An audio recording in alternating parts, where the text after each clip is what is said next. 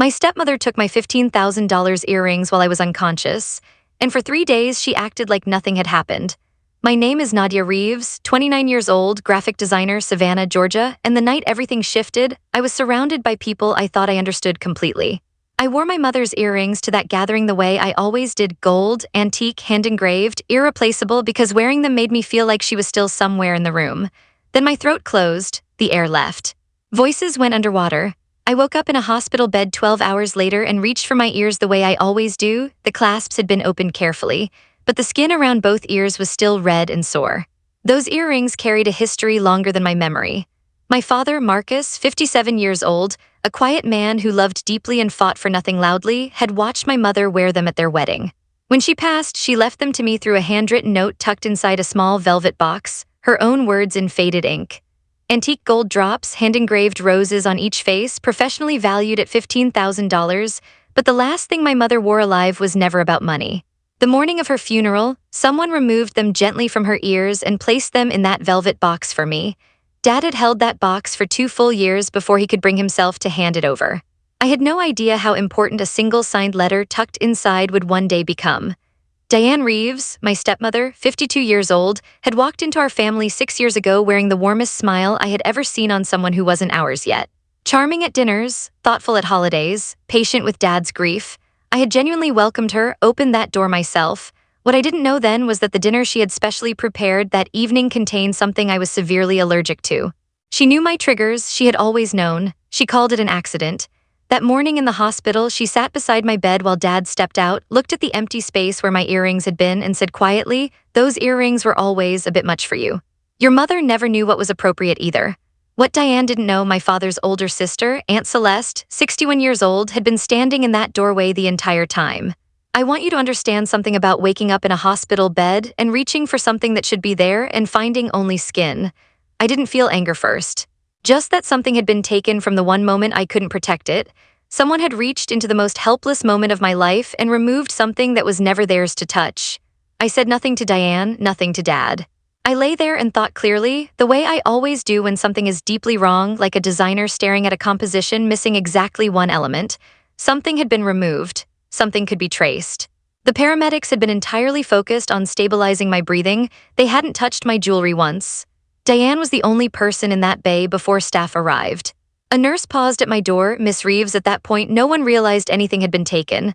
I asked that nurse one question, just one, and I asked it completely calmly.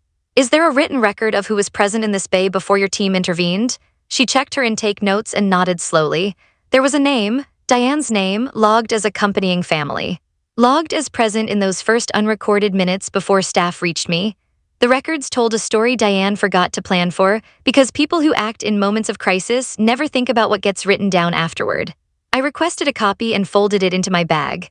Then I called my closest friend, Priya Akafer, 31 years old, the most meticulous person I have ever known, who works professionally in estate documentation and has never lost a single important piece of paper. If this story is reaching you, stay with me and subscribe.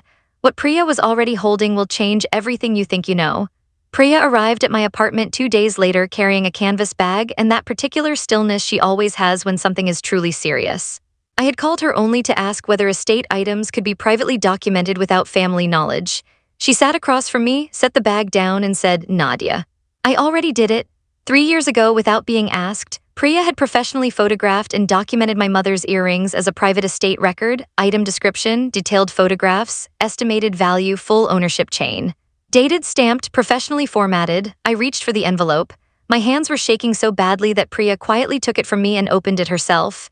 Inside were photographs I recognized immediately, earrings I recognized, and a paper trail Diane had never once imagined existed, because Diane never imagined anyone had been paying that kind of quiet attention.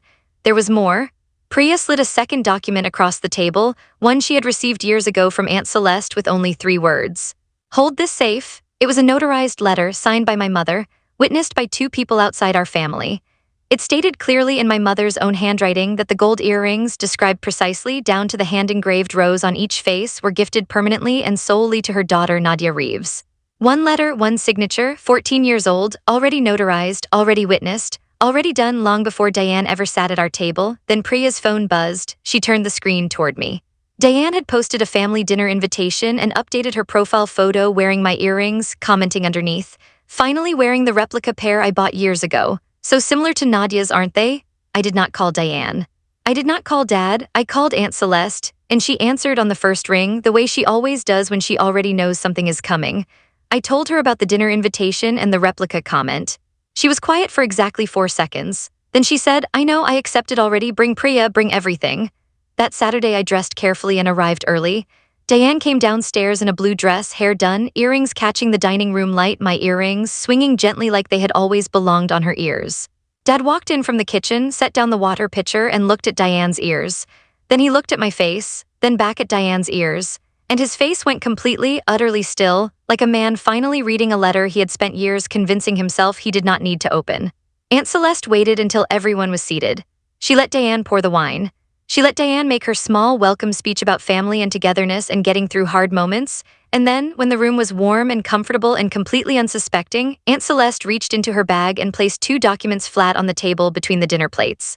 The notarized letter, Priya's estate record, photographs included. She did not raise her voice. She simply said, "Diane, you mentioned these are a replica pair you purchased yourself.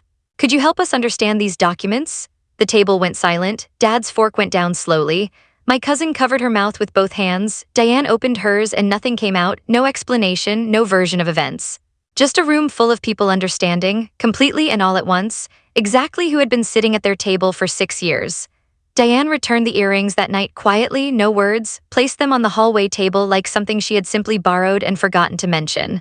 Dad held them for a long moment before walking to me and pressing them into my palm the way someone does when they are sorry for far more than they can say out loud. Priya stood by the door. Aunt Celeste sat in the corner chair and said nothing, because she never needs to. "Here is what I want to leave with you. The truth does not need to be loud to be powerful. Patience is not weakness. It is the longest, quietest strategy there is. The right people always see clearly, even when you say nothing at all." If this story moved you, subscribe, like, share, and tell me in the comments, have you ever protected something precious completely in silence?